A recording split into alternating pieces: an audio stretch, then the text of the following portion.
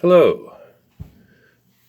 If you know me, you know that I work for the railroad industry and have since I got out of college more than a few years ago.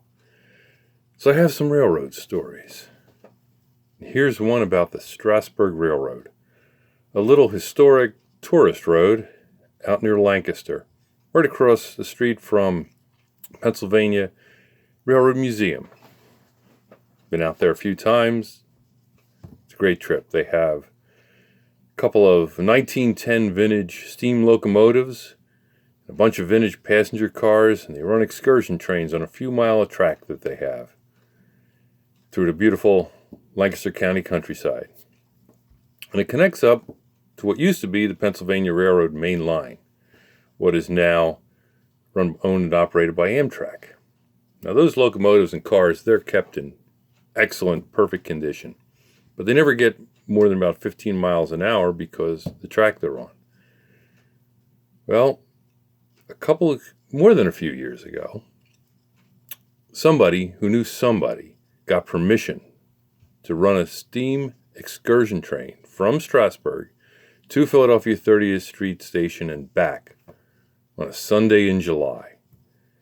And this was going to be something very different because they would finally be able to run that train at speed. They would have a clear track, no diesel protection power. I don't know how they got this permission, but they got it. Well, that train sold out in about 10 minutes, even in those pre-internet days, so I couldn't ride it. But I knew when it would be going through our area.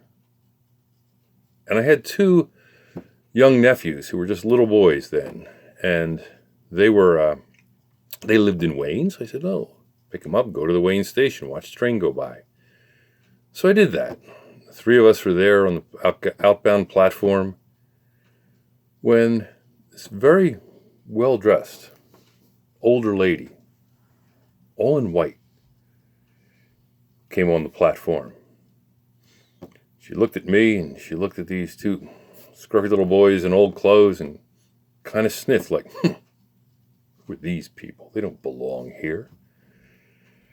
And looked around for a schedule. There wasn't one. Finally, she came over and approached me and said, "Young man," which tells you how long ago this was, "do you know when the next passenger train will arrive at Wayne Station?" And I said, "Well," and I looked off in the distance, and I saw a pillar of black smoke. Now, you can't see very far down the track from Wayne Station because there's a curve around St. David's. But this pillar of black smoke was moving, and it was moving fast. I did a quick calculation, and I said, 5 minutes or so. "Thank you, young man." She started to walk away, and I said, "But it won't stop here."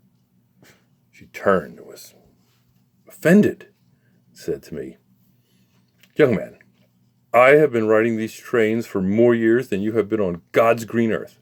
And I can tell you that at this time of day, on a Sunday, every passenger train stops at Wayne Station."